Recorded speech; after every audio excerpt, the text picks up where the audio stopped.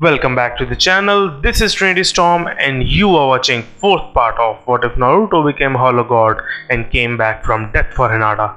If you enjoyed this video, please like, share and subscribe to the channel.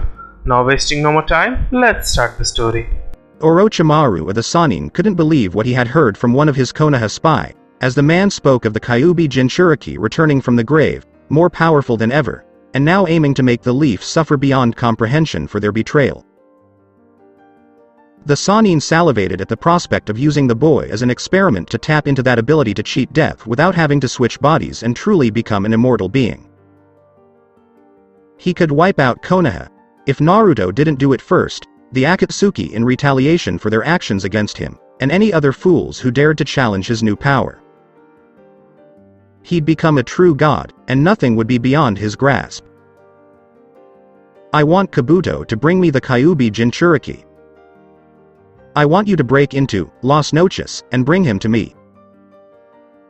Do whatever it takes to get him to come. Take his whore of a wife if you must, but I want him here, kneeling at my feet. Commanded Orochimaru, with Kabuto slightly bowing. Certainly, Orochimaru-sama. I'll get right on it, Kabuto replied, before they heard an amused chuckle. Oh my. You two appear to believe Naruto-sama is both naive and stupid enough to ignore your presence in order to focus solely on the Leaf Village. Tisk, tisk, tisk, for shame on you two, said the voice in the darkness, clearly mocking them. Who's there? Show yourself. Orochimaru commanded, mocking laughter echoing around them once more. As you wish, said the voice, though it was clear that whoever this person was only did so because he wanted to, not because the Sannin told him to. What is your name? And how did you even get in here? Kabuto wondered as he noticed the silver-haired man dressed all in white, including a matching white trench coat, and with a horrifying grin that made the medic Nin's spine shiver in fear. Hello, my name is Ichimaru Jin. I used to be a Shinigami in Soul Society. However, I recently left such employment and am now directly under the command of one Namikaze Uzumaki Naruto. What brought me here? Well, that's really none of your business, Jin replied, his smile never leaving his face. So you serve Kyuubi brats, huh? This could be beneficial to both of us, Orochimaru said, a smirk on his face. Oh? How so? Jin inquired, his smirk growing but not as much as he would have liked due to Jin's own smile never leaving. I am a power-hungry man. I need someone like you to help me. Even if the odds are stacked against me. Knowing the boy's tiny intellect, which I'm sure hasn't changed since his death, he doesn't appreciate you like I would, and doesn't reward all your hard-earned efforts with whatever your heart desires, Orochimaru explained, as Jin tilted his head in thought. Now that you mention it. I do feel underpaid, Jin said, his smile widening. See. That's what I'm referring to. I'm sure I could match, if not outperform, whatever the Kyuubi brat is paying for your services, Orochimaru said confidently, while Jin tilted his head further in thought. While I'm sure you could pay me enough to hire me, I doubt you could match Naruto-sama in terms of power. So my response to your offer is a big fat no. Jin responded as if he was going to say it regardless of Sannin's offer. The smirk on Orochimaru's face had turned into a scowl. Jin's response had clearly disappointed him. How disheartening. Of course, it's not surprising that the boy would seek out people with similar intelligence to himself, Orochimaru said, smirking as Jin shook his head. I'm afraid I can't compete with Naruto-sama in terms of intelligence. I can see over 1,000 different things running around inside his head when I look into his eyes when he's thinking, and some of them are. Well, all of them are kind of scary. The two of you are the only idiots here with low intelligence. Sorry, Jin replied, Orochimaru snarling and Kabuto doing the same. Do you have low intelligence? I am one of the most brilliant minds to have ever existed in the elemental countries. I am a renegade genius. I am unrivaled. Orochimaru exclaimed, while Jin simply smiled and chuckled at Sannin's outrage. Naruto-sama was correct.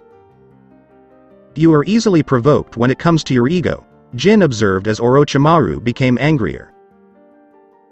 Is that correct? Wait until I bring back your mutilated corpse after I extract the secrets from within it. Orochimaru snapped his fingers, and the room was soon flooded with sound shinobi of all ranks. Oh my! You've made a daring display of force here, with so many people willing to die just for you to live a little longer than you intended. They must have a strong attachment to their leader to come here to fight and die for you. Or maybe they're just afraid of becoming one of your experiments. I don't blame them. I've seen quite a few of them, and to be honest, I think they're quite crude. Even Captain Kuratsuchi's experiments, while crude, had a natural look to them, Jin said before sighing and pulling out his Zanpakuto. Do you believe your sword will suffice to defeat me? You may have been a Shinigami once, but I do not and will never bow to death. I've cheated death for years, and I'll do it again. Exclaimed Orochimaru as he and Kabuto prepared to fight the rest of the sound shinobi in the room. Jin simply smiled at them, pointing his Zanpakuto at the Sannin. Shoot to kill, shins! Exclaimed Jin, his sword glowing white and extending beyond the lengths of any weapon.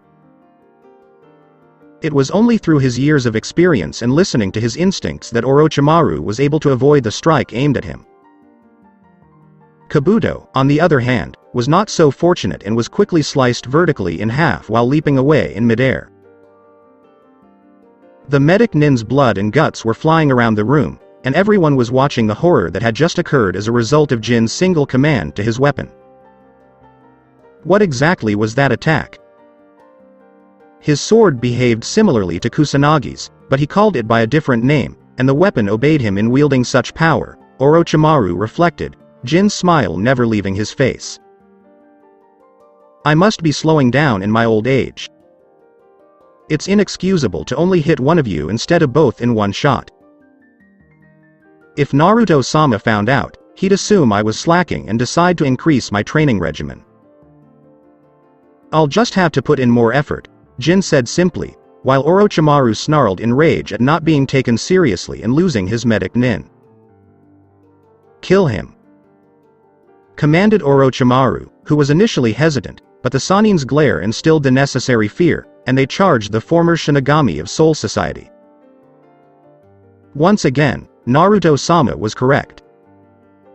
You'd rather have others face your enemies than face them yourself, Jin said before using Flash Step to easily cut through the sound shinobi around him. Such speed shouldn't be possible, thought Orochimaru as he watched his shinobi forces being shattered while Jin wore no blood on his clothes. And now it is your turn to perish. But first. Bakudo number 63, Seijo Sabaku. Exclaimed Jin before causing reishi chains to appear and wrap around a surprised Orochimaru, the Sannin now unable to break free. Release me, ordered Orochimaru, but Jin just smiled and aimed his Zanpakuto at him. Don't be concerned. You'll be dead soon enough, and once your body has been reduced to a bloody yet empty mess, I'll let you go. Does that sound good? Jin said it as if it were the simplest thing in the world. Die! Yelled Orochimaru as he shot Kusanagi out of his mouth and aimed it at Jin, who easily evaded the attack. You have a very interesting sword there, Orochimaru. It appears to be a human version of Shin's here. Who knew humans could be so inventive and create such weapons as yours to do things that are basically weak versions of Zanpakuto, Jin said, now standing behind the Sannin and Orochimaru, who now had the sword out with his tongue wrapped around Kusanagi's hilt. You will die, Shinigami. exclaimed Orochimaru, despite the fact that his tongue was clutching his sword and making talking difficult. Actually, a former Shinigami. Now be a good little worm and die, Jin said before shooting shins through the Sannin's head and killing him with a direct hit to the brain. Jin finished his task and took a device from his pocket. Naruto had made for him after raiding the late No. 8 Espadazale Aporo Grance's R&D facility and turning it into his personal laboratory to make things. Oh, no. Nothing that would harm the other Arankars. Not at all. If anything, Naruto spent time in the labs developing devices to make life easier and more enjoyable for his people. Right now, one of Naruto's devices, a long-range beacon transmitter, which was simple enough, had been activated, and a large group of Arankar with 3-digit numbers emerged from a Garganta. They were the Privaran Espada prisoner extraction team, which Naruto had assigned to help Jin extract any and all prisoners from the now-dead Sannin's base. "We're here, Jin-sama," Gantenbane Mosukta said, seeing the former Shinigami turn to face him and the other Privaran Espada with him. "I see what you mean. Naruto long-range Sama's beacon works well enough in both open and enclosed areas. I'll be sure to tell him about the success of the device when I get back to Las Noches, but that will have to wait until we're done here, and freed everyone per the boss's orders," Jin replied before exiting the blood-splattered room with the others. They had tasks to complete. Sometime later, Lightning Country. "Come back here, bitch," yelled a man with a scythe in his hand, accompanied by his partner, who wore a straw hat and a black robe with red clouds on it. "Fuck you, asshole. Go fuck yourself with that weapon," the blonde-haired woman they were chasing said back. "Wait, what did you just say?" "Oh, I'm going to enjoy fucking you up before we extract that biju from your fucking body," exclaimed the wielder of the scythe. "You're taking her words a little too seriously, Hidan.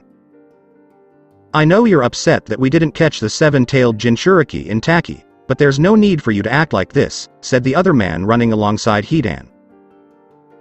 "Kakuzu, shut the fuck up. She was rude to both me and Jashin-sama. She must be in pain," Hidan exclaimed as they pursued their quarry. They quickly followed the blonde woman from Kumo into an abandoned building before an explosion above them cut off any possibility of escape for the two. They could see the smirk on her face to prove they were correct in their assumption that their prey had decided to become the predator. "Do you want to say anything before I rip your asses apart with the power of a 2-tailed biju?" Ni Yugito inquired, summoning the power of Nibi sealed within her. "Yes. You think you've trapped us, but in reality we've trapped you, and this fight was over before it even began," Kakuzu said, with Hidan smirking evilly at Yugito. Yugito charged the two Akatsuki members, hissing like a cat, with Nibi's power flaring around her, and the battle was soon joined. The winner or possibly winners of this fight would be allowed to live, while the losers would not see the next sunrise. Several months later, Iron Country. Tsunade sat in her seat, her hands interlaced in front of her face, her gaze fixed on the other cages seated at this meeting. The 5th Hokage had Jiraiya keep track of Naruto's activities for months, which wasn't easy given how few humans lived in Las Noches, and even then, there were rumors of them being transformed into something similar to what Naruto had become. When word reached Tsunade that Rice Country had been obliterated by a single being, whom Inoichi revealed was the Espada they met in Las Noches by the name of Grimmjow, it was clear that this new power posed a threat to Konoha, and to a lesser extent, the other shinobi villages. Hence, even though the other 4 cages were present, it was clear that Gaara did not see Naruto as a threat to Suna because they were so close. Tsunade knew Iwa had a score to settle with the Yondaime following the last shinobi war. What better way to pursue his only son? Tsunade wasn't sure if Kumo would risk fighting Naruto or his Arankar, but she knew they were interested in the Byakugan, and the brat happened to marry one. So the Raikage couldn't pass up the once-in-a-lifetime opportunity to steal the Hyuga girl from Naruto. At the very least, she hoped so. Greetings to you 5 Kages from the 5 shinobi villages. My name is Mifune. I am the Iron Country leader, and I will be in charge of the Kage Summit. I ask that you all behave civilly and keep your escorts in line, Mifune said, with each Kage nodding in agreement. If it is okay with you, Mifune-san, I would like to begin this meeting and explain why this summit was called. Would that be okay? Tsunade inquired, and Mifune nodded. Yes. The 5th Hokage Senju Tsunade is recognized as the current speaker of this meeting, Mifune said, motioning for the Hokage to address the others. As you are aware, this Kage Summit was convened to combat 2 evils that threaten all elemental countries, as well as all 5 shinobi villages. Of course, I'm talking about the Akatsuki and one Namikaze Uzumaki Naruto of Neo Whirlpool, Tsunade said, a sour taste in her mouth at the mention of the once-fallen country ruled by Naruto. The Fire Daimyo's younger brother had ascended to the throne of Fire Country after its ruler was assassinated by Naruto's Espada. Unlike his predecessor, the new Fire Daimyo was not a coward who always agreed with others. This one had both brains and brawn while determining how his decisions would affect those around him. The fact that this new Fire Daimyo was the younger sibling was the only reason he wasn't ruling over Fire Country sooner. Hokage-sama, I disagree with you. Namikaze Uzumaki Naruto is not a threat to the elemental countries, Gaara stated, while Tsunade scowled at Naruto's age. Your opinion of him is biased, Tsunade replied, and Gaara returned her scowl with one of his own. And your opinion of him isn't? We all know what you did to him after the mission to return your rogue Uchiha was successful. How you, Jiraiya-san, and almost the entire Konoha betrayed him. How he was tortured physically, mentally, and then publicly executed with the traitorous Uchiha he was assigned to bring back being the one to slay him, Gaara retorted, Tsunade holding back the desire to growl at the Kazekage. What are you implying, Kazekage-sama? Tsunade asked, with Gaara looking back and the other Kages watching intently. I'm suggesting that Namikaze Uzumaki Naruto isn't a threat to anyone unless they provoke him. Look at what he did to Sound Village and, eventually, Rice Country not long ago. Why did he pursue Orochimaru? I'll give you the answer you're looking for. He pursued Sannin and his right-hand man Kabuto because your former teammate was his enemy who had yet to answer for his crimes against the world and no one here had the courage to go after him. I admit I fall into that category, but I'll admit it without shame because I wasn't strong enough to fight that man.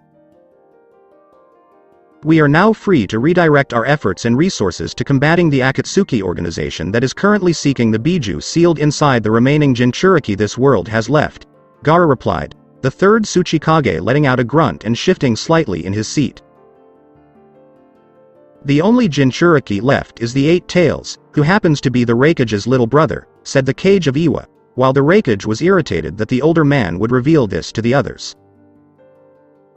And he'll stay in Kumo, where it's safe. If this Akatsuki organization wants my little brother, they better prepare to bring everything against my village and myself to get him. Exclaimed the Raikage, as he shook his fist violently on the table.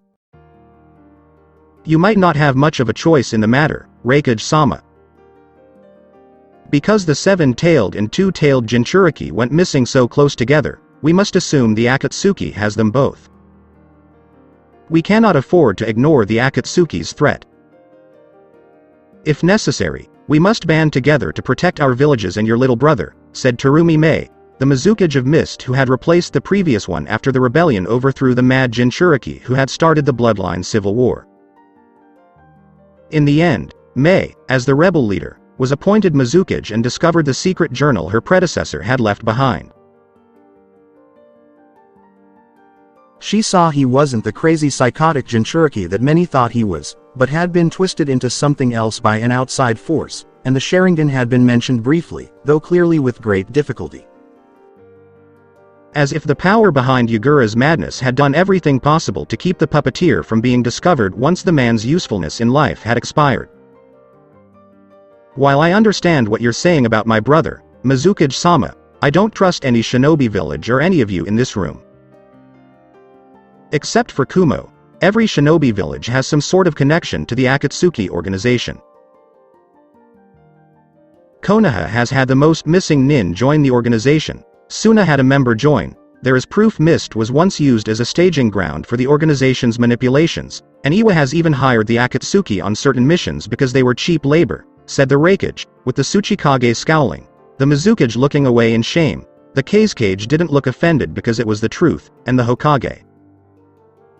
Bastard. Tossing Orochimaru and Itachi's defection in my face. We'll have to wait and see what happens after this.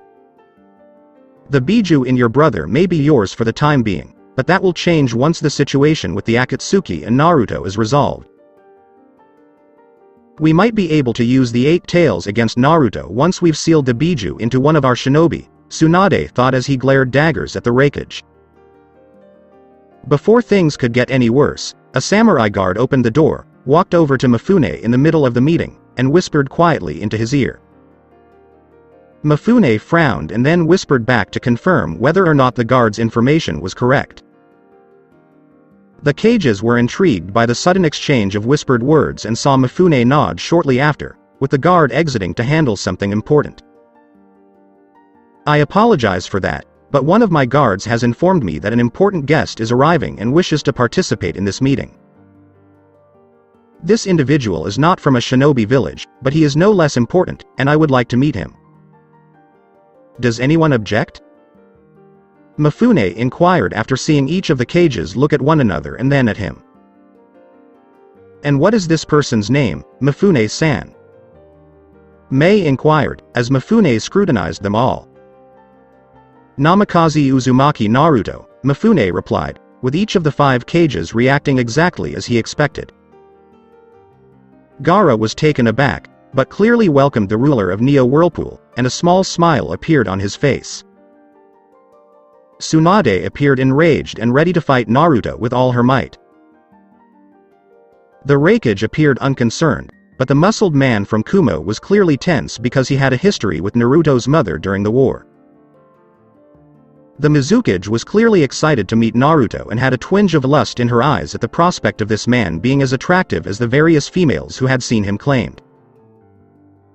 The Tsuchikage was unreadable at this point, which was understandable given that he was the oldest of the cages and had long since mastered the art of the poker face. Iwa despised the Yondaime for killing so many of their shinobi during the previous war, and there was a good chance he was waiting for the right moment to strike the Yondaime's son when he entered the room. Allow him in, Mifune-san. Whatever the reason my friend has come to see us, I assure you it is important, and we should listen to what he has to say, Gaara replied, knowing Naruto would not harm him and that his friend would be civil. I'd like to meet this Namikaze, so let him in, Mei replied, her gaze fixed on the door. I concur. I'm curious to see if he's really Minato and Kushina's child, the Reikage said. And you too? Mifune asked, Tsunade glaring at the door, while Tsuchikage simply shrugged. Send in the Gaki. I want to see him for myself, simply stated the 3rd Tsuchikage. That's what he said. However, don't be surprised if I suddenly act on an increasing desire to kill the brat once I see him, Tsunade replied, sensing her own guards shifting slightly to be ready to fight Naruto the moment she gave the order. Please do not do that, Hokage-sama, Mifune said before motioning for the door to open, and there stood Namikaze Uzumaki Naruto. Good day, everyone. Thank you, Mifune-san, for agreeing to let me attend this small cage summit. Aside from the Kazekage, it demonstrates that they are not completely uncivilized and have manners. The Hokage's glare, on the other hand, demonstrates that she is not exactly a civilized person. She's more like a barbarian who wields an axe and wears animal fur everywhere without any sense of decency, Naruto said, as the Hokage prepared to throw the table at him. Ichimaru Jin, an orange-haired man named Jugo, a light blue-haired man named Suigestu, and a red-haired woman named Uzumaki Karen stood behind Naruto. That's correct.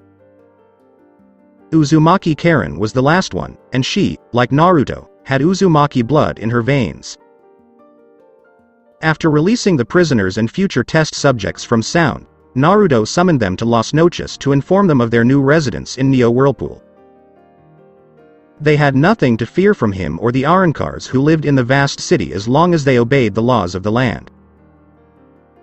Ulquiorra and Haribel were in charge of teaching them because Grimjow sucked at it and Stark fell asleep before the class even started. Some were abducted from their homes across the elemental countries and wished to return. Naruto saw no harm in that because they were speaking the truth, thanks to the seals in the room, and told those who wanted to leave that they could after his medical staff gave them all a once-over medical checkup. It was only fair because some looked like they hadn't eaten in days, were injured, bleeding, and had at least one broken bone, if not more. Others who had nothing to go home to had all agreed to stay in Neo Whirlpool and actually live outside the wall in the surrounding area to do some farm work, since some of them were farmers by trade, because their old homes had most likely been lost due to being in Sound for so long. Again, Naruto had agreed to the civilian populace of the people saved from the now-dead Sanin's request and told them that it was a fantastic idea. In all honesty, the ruler of Las Noches and Neo Whirlpool had planned to do something like this in the distant future. However, the people he had saved were accelerating the plan ahead of schedule, which was a good thing because the outside of the wall, as well as the rest of the continent of Neo Whirlpool, needed a much-needed facelift. Naruto had gone to dealing with those who had special abilities after the civilians who wanted to stay in Las Noches had been tucked away, and had come across quite a few potentials. Suigestu, who was originally from Mist, had a bloodline that turned him into water to avoid being killed or injured when hit. The light blue-haired, sharp-toothed man, a swordsman by trade given his environment, accepted the offer to join and be a swordsman like everyone else in Las Noches. Naruto even had Suigestu become Grimjow's apprentice and used Kusanagi as the sword to use, which Jin had retrieved at the last minute before Sound's destruction. They got along so well when it came to bonding that you'd think they were father and son. Isn't it terrifying? As for Jugo, he wished to remain under Naruto's protection because his bloodline limit was the source of the curse seals created by Orochimaru, and humbly requested that he assist him in controlling it so that no innocent lives were lost. Shizune was assigned to be Jugo's chief physician at the hospital after Naruto agreed to assist him, and that major decision led to the discovery of Uzumaki Karen. Of course, no one in Grass Village knew she was an Uzumaki because her parents had another surname, but they had tried to contact Konoha, or rather the Yondaime Hokage, when they heard the name Uzumaki Kushina shortly before the Kyuubi's surprise attack that night. They intended to relocate to Konoha in order to be closer to Kushina and reunite the scattered clan. However, within a few months of sending the message, Kyuubi had attacked the village, the Yondaime was dead, and Kushina was left alone to face the village's hatred. Karen was only a year old at the time, but her parents' journal had more than filled her in on what had happened and how they had received no word from Konoha after things had calmed down.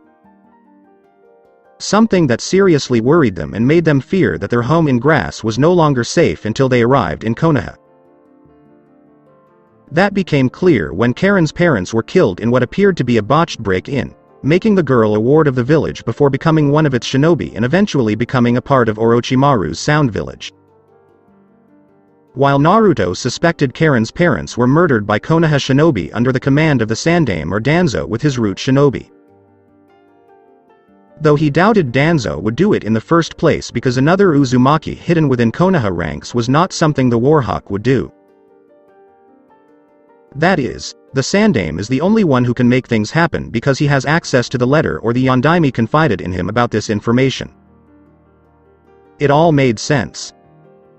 "Stand right in front of me and repeat that," exclaimed Tsunade as she rose from her seat, and Naruto simply grinned at her. "I would, but I know how you try to kill me before I even said a single word. You couldn't, given the last time you tried, old hag. So, to save you some embarrassment, let's just talk like civilized adults for now. That is. If you can act like one instead of a drunken whiny bitch, Naruto said, with Tsunade furious at his repeated insults to her character. Wow. Naruto-sama, I had no idea you could make a face so red and angry. She must really want to hurt you right now, Jin said, his smile widening. Of course, Jin. Tsunade, unlike the lovely redhead sitting over there, lacks the grace, elegance, and dignity that should come with being one of the first female Kages. While the Mizukage is radiant, you will notice Tsunade is ugly, old, and will hide such things behind a genjutsu due to her vanity, Naruto explained as Mei blushed at his compliments and Tsunade saw red that matched the Mizukage's hair. I wish I could have a man like him. Perhaps his wife won't mind sharing, Mei reasoned, her desire to get a man on high alert. Oh no. She has that expression on her face. Now I have to be careful or she'll kill me for doing something stupid, Ao thought as he watched his Mizukage watch Naruto with hunger in her eyes. We're getting off track. What brings you here, youngster? Though he did enjoy shot after shot Naruto aimed at Konoha's Hokage, said the third Tsuchikage at the end. Ah yes. What am I doing here? Simple. I've come to bring each Kage of the 5 major shinobi villages up to speed on information about the Biju. As of right now, I have the 7-tailed Jinchuriki from Waterfall seeking asylum in Neo Whirlpool so she can be protected by the Akatsuki, and I have the 2-tailed Jinchuriki from Kumo living in Las Noches as my honored guests after rescuing her from 2 agents from that organization, Naruto stated, the Raikage looking irritated. What? You have no right to take Yugito away from my village. I should go to war with you right now. Exclaimed the Raikage, shaking his head at Naruto. I didn't take her away from you, Raikage of Kumo. I rescued her from 2 S-class missing nin who were about to capture Yugito and then extract the Nibi from her body, killing your Kunoichi in the process. She was unconscious when I found them, so I killed the 2 and took Yugito to Las Noches, where she would be safe from the Akatsuki, Naruto explained calmly as the Raikage narrowed his eyes at him. I'd like to see her. Now. The Raikage demanded as Naruto deliberated. Do you think I should let him see her, Jin? Asked Naruto, who had a thoughtful expression on his face. Yes, if he had asked politely the first time. But since he didn't. Jin said, the Raikage poised to smash everything and everyone in the room. I understand what you mean. Still, she's a Kunoichi from Kumo, and we're not here to fight a shinobi village. Jugo, could you please place the orb in the center of the table? Asked Naruto, and Jugo nodded before pulling out an orb similar to what the Kages used to view the village. How did you get your hands on one of those? Only the Kage of a shinobi village can have one, Tsunade inquired, as Naruto scoffed. Please. As if you and the other Kages are the only ones capable of having such devices in your office, Naruto replied before shooting a small nearly invisible beam of energy at the orb, which swirled to life with Ni Yugito's face inside. Raikage-sama. Naruto-sama said he'd make sure we got another chance to talk, Yugito exclaimed happily as he noticed the man from his standing position looking down at the orb. Yugito. What occurred? How did you end up in Las Noches? While staring at the orb and his subordinate's face, the Raikage asked to look for traces of a lie when she spoke. On my border patrol run, which you usually assign me every now and then, I was ambushed by a pair of creepy Akatsuki members.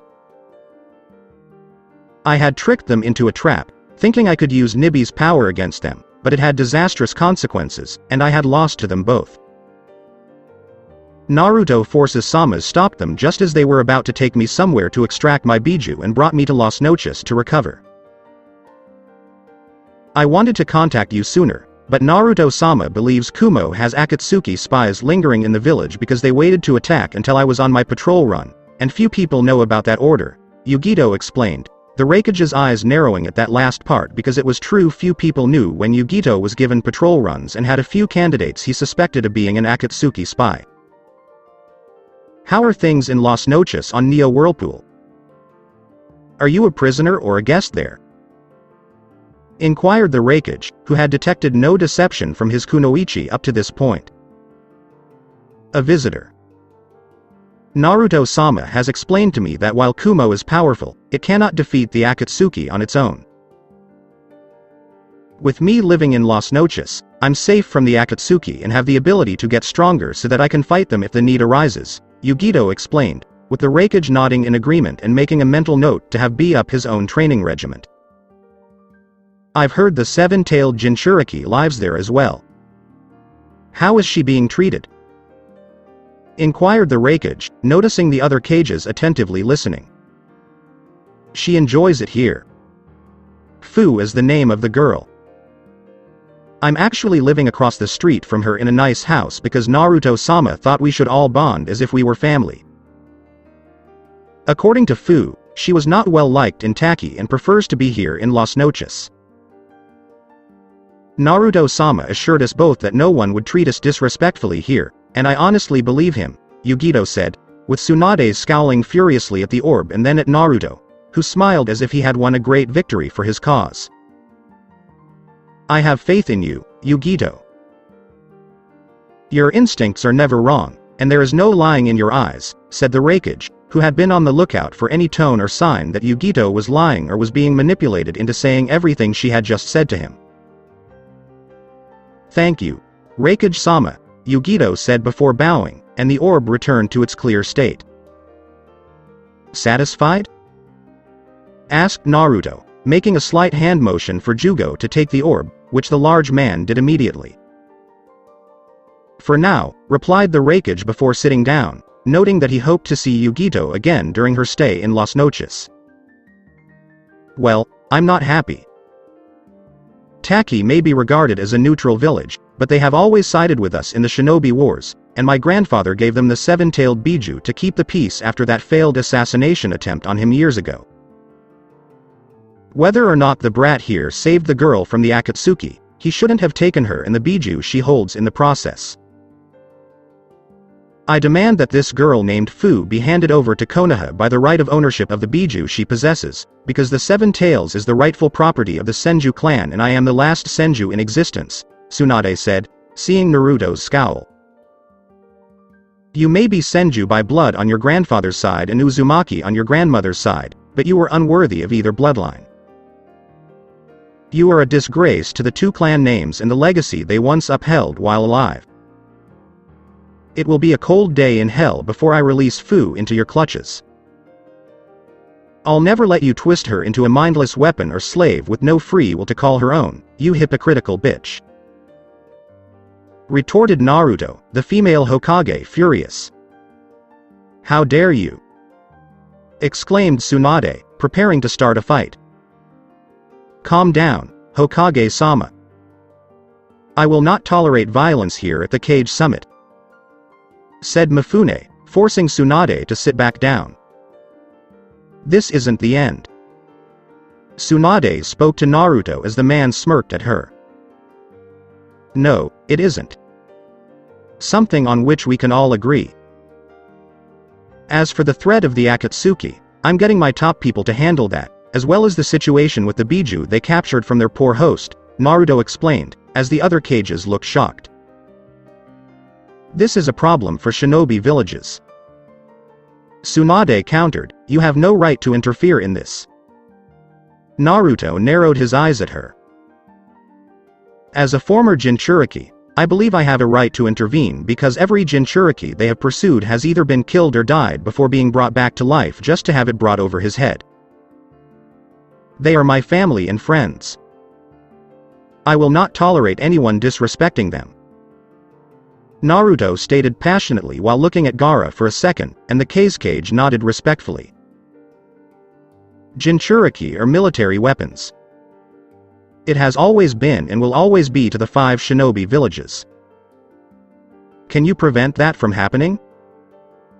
And once the Akatsuki is finished, Iwa wants the 2 Biju that are ours returned to us, said Tsuchikage, Naruto's smile fading. While I dislike Tsuchikage's manner of speaking about the Biju and Jinchuriki, he is correct about them. They act as a deterrent to war. When the Akatsuki is finished, I'd like to ask for our 2 Biju as well, and not be hated for it, Mei said, while Naruto sighed at their words. How about you, Raikage-sama? Kazekage-sama? What do you two think? Naruto asked, as the two looked at each other. I don't want to turn someone from Suna into another Jinchuriki, but it's a necessary evil when it comes to protecting our village from those with such power. However, I would ensure that the chosen Jinchuriki did not suffer as I did when I was chosen, and that things were done differently, Gaara replied, and Naruto nodded, knowing that his friend would only do it to protect the village from those with greater offensive power at their command. I've only used my 2 Jinchuriki when necessary, and never first. My brother was mistreated as a child, but it was kept to a minimum by myself, and I have ensured that there is no animosity towards him or Yugito while I have been Raikage of Kumo. In the last way, I learned the secret your father once told me about Jinchuriki, and I've taken it to heart, explained the Raikage, with Naruto nodding and the Hokage fuming. The Biju have always been the property of the Senju clan, ever since my grandfather had them in his possession. Tsunade exclaimed, I intend to take them back once this mess with the Akatsuki is over. Naruto shook his head in disappointment. Once again, you go on and on about it. The Biju, like those who own them, are property. If you truly believe that, did you regard my mother as property as well?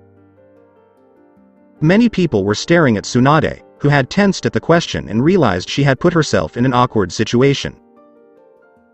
Tsunade replied, Kushina was like a daughter to me. Naruto narrowed his eyes at her. Reply to the question. Yes or no? Asked Naruto in a deadly quiet voice, while Tsunade narrowed her eyes at him and everyone else held their breath. My answer is yes. I did consider her to be property. I saw her as both the daughter I had always desired and the Senju clan's property for carrying the Kyuubi in her stomach at the same time. I could have had the best of both worlds, but then she became pregnant with you, and everything I desired was taken away from me. I couldn't love you, and I refused to love you for taking my life. You had no right to take her away from me. Tsunade replied, with Naruto shaking his head in disappointment. And you had no right to order the death of her only son after he successfully recovered a traitor, Naruto countered, Tsunade growling at him. So the reports about that day were true, Tsuchikage said, though more to himself. Oh, they were correct. Including the days leading up to my execution. You have no idea how much pain and betrayal I felt in the days leading up to my death. Growing up, I put up with the abuse because I didn't want to prove them wrong about me being a monster. A demon disguised as a human. Because I wanted to prove them wrong, I did everything they asked of me without hesitation. And what do they get in exchange for my loyalty? For the purpose of proving everyone in Konoha wrong? They had my execution ordered. They tortured me mentally and physically for several days prior just for fun. I was not assassinated by an enemy shinobi. I wasn't murdered by Iwa shinobi in order to avenge their comrades in relation to my father. Orochimaru and Kabuto did not kill me, despite the fact that they recognized my potential to be a threat to them if allowed to develop. Hypocrites and traitors to my family murdered me. And for what purpose? To reclaim Kyuubi, who never felt the abuse I endured, and who laughed in his cage every time you attempted to reach him through me. Every assailant was labeled a fool by him.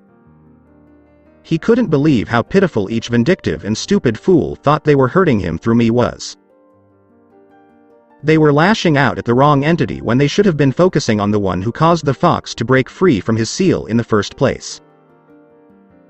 Uchiha Madara, Naruto said, as Tsunade stood up and smashed her fist against the table. Lies. It's all there. Your entire vocabulary is made up of filthy lies. Plus, Uchiha Madara is no longer alive. He was personally slain by my own grandfather at the Valley of the End, exclaimed the Hokage, shaking Naruto's head. I remember Kyuubi from the night of the attack. As if I were the fox himself. Do you want to see it? With the cages, minus Tsunade, staring at him in awe, Naruto inquired. You can do that? Tsuchikage asked, and Naruto nodded before reaching up and pulling out his crimson-colored eye, much to everyone's surprise. Don't be concerned about those who care about you. My eye will regenerate soon, Naruto explained with a smile before crushing the optic orb in his hand and scattering its contents, which washed over the cages and Mifune himself with the memory of that night. From Kyuubi's memory. I recall hearing the sounds of a woman screaming out in labor during her pregnancy, which woke me, the large creature she had in her, up and making me listen to them. The sensation of the seals loosening their grip on the primal creature they fear within this woman. A grin forms from the prospect of freedom, only to be replaced by a snarl when the sensation of the seal becomes stronger, even if only slightly, to keep the chains in place. It desired to leave. It desired to be liberated. Being imprisoned for over a century and denied the right to live solely because Uchiha Madara is an egotistical jerk. A familiar presence he hasn't seen in a long time approaches his female vessel. She's too frail to fight him. Crying out for her friend to save their son. Another agonizing scream as the seals holding him in place broke and he felt forced out of the woman, the familiar presence staring at him with the sight of the damn Sharingan. Eyes spinning with their hypnotic presence elicit primal rage, as they did against the Senju previously. Everything is fogged in. There is chaos everywhere. Screaming, fighting, and death can be heard all around me. I don't mind. I'm drowning in lust for blood. Madara's eyes have instilled in me only rage, hatred, and anger. I'm no longer under Madara's control. I'm weakened by what the damned Yondaime Hokage did to make it happen, but I'm free of Madara's influence, so I should probably be grateful, and yet. I know what's about to happen next. I see the Yondaime preparing a seal that will almost certainly bind me to another human body, which I do not want to happen. I see my former host warning him about my approaching, and the cries of a single child echo across the night sky. I quickly realize who will be my next vessel, and I don't like it. I make my move to slay the child. I don't do it to be cruel or to exact revenge on the Senju, Uchiha, and Uzumaki clan. Well, maybe a little for vengeance, but mostly to ensure that I am not imprisoned in some damn human body and have my power used for their own personal gain. I am not their tool. I am not a pet for them. I am Kyuubi no Kitsune, a nine-tailed Biju. My real name is Kurama. The Sage of Six Paths himself gave me this name. My freedom will be mine. The Yondaime and his wife are cursed. They've relocated to keep their son safe. The woman protects him from my clawed strike while the Yondaime performs the sealing that will bind me to his child at the expense of his own life. As I am sucked into the child's body, I curse them for binding me to him, curse them for being noble, and curse them again for their own naive stupidity. I hear the dying man's wish for the boy to be recognized as a hero, but I've lived too long and seen too much to know that will never happen. They will despise this boy because they despise me, and they will torture him in the hope that I will suffer alongside him. Deep within, just before the darkness engulfs me once more. I pity those two fools for their sacrifice, and I pity this poor child of theirs who has now become my new vessel. Finishing memory. When the fox's memory of the night it was sealed into Naruto ended, many had grabbed the table to support themselves, and the cage guards were clinging to the walls for support. They, too, had witnessed the events of that night and, like everyone else in the room, had sobbed. They experienced everything Kurama had, from being imprisoned to when Madara took control to the moment the Yondaime Hokage sealed the fox into his only son. Almost everyone, that is. Tsunade just looked irritated at Naruto. That fox memory just proves you're a murderer. You let out a cry that drew Kyuubi to you and forced Kushina to protect you. Tsunade yelled, your life was the cause of her death.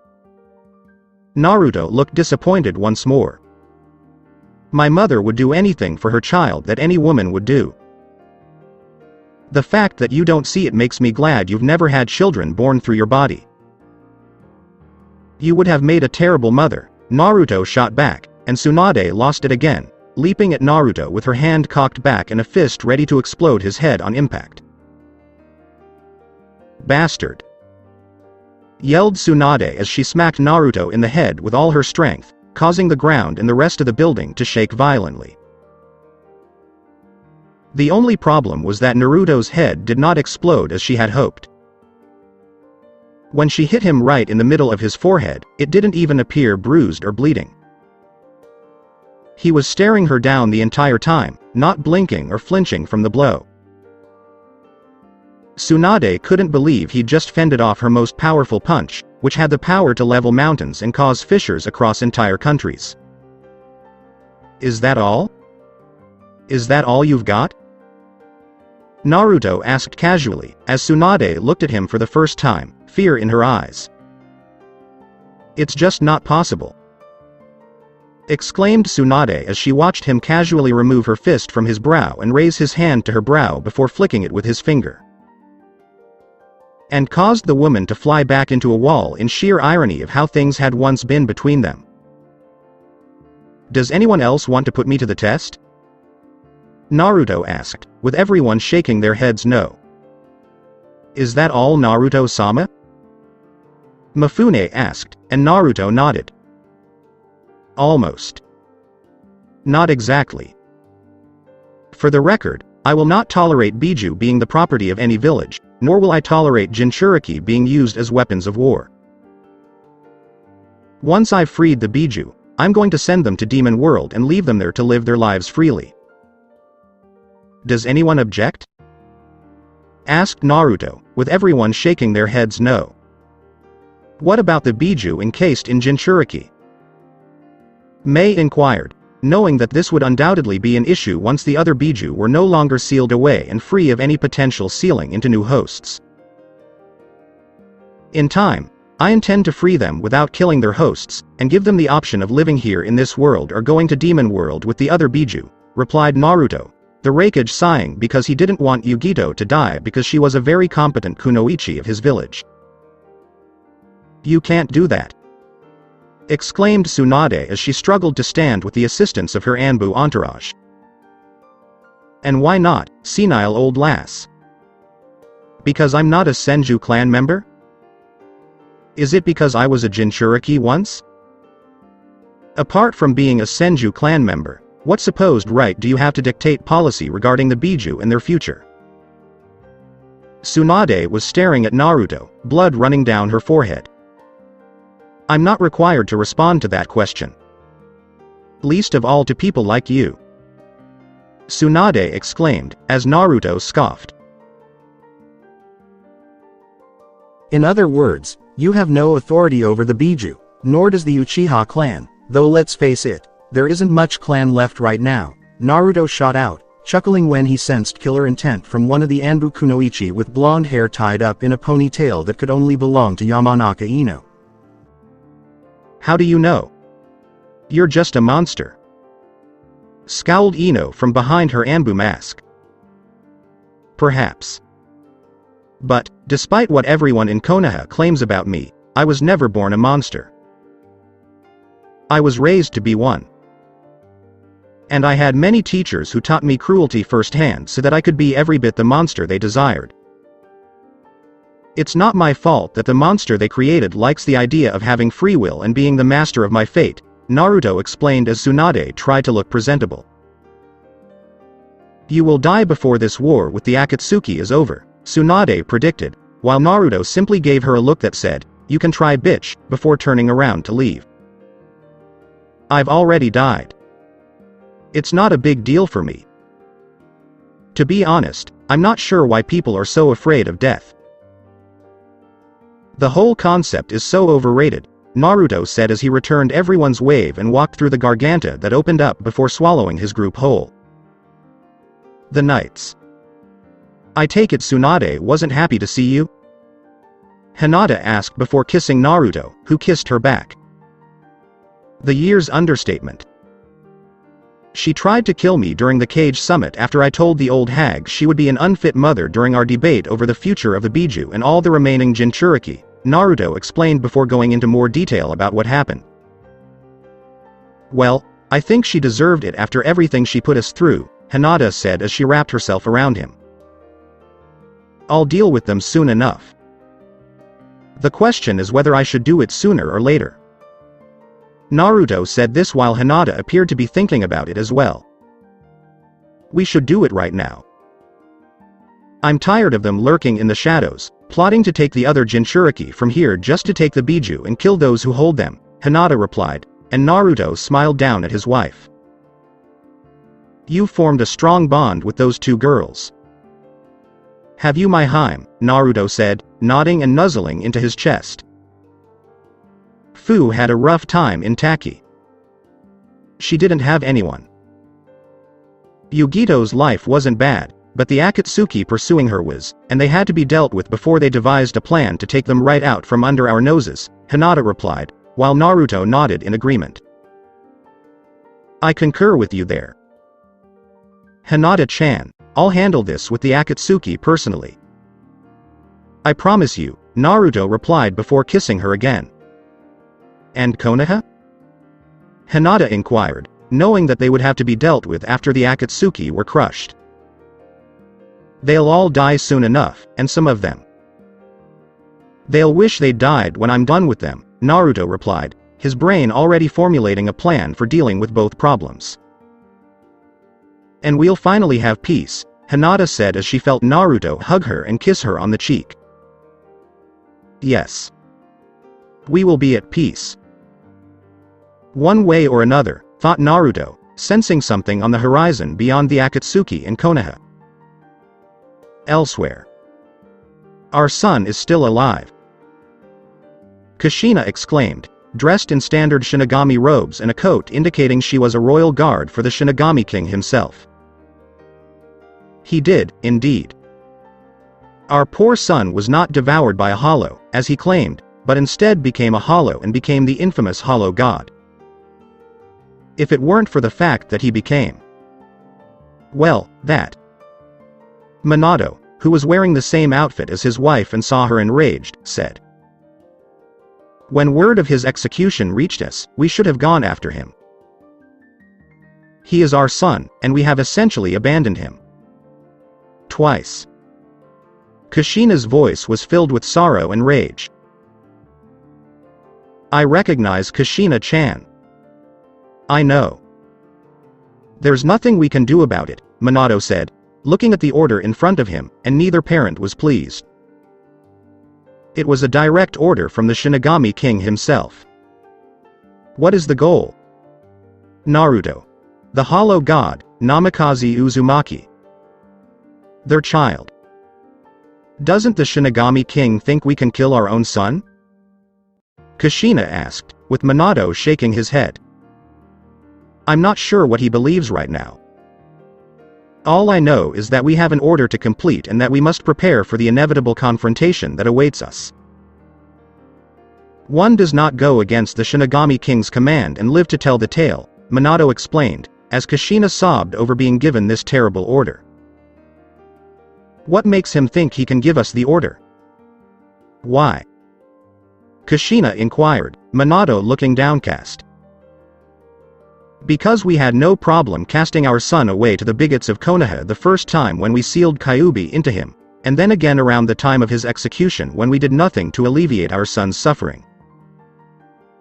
The Shinigami King expects us to just do it again and kill him ourselves, Minato replied, Kushina shaking with rage.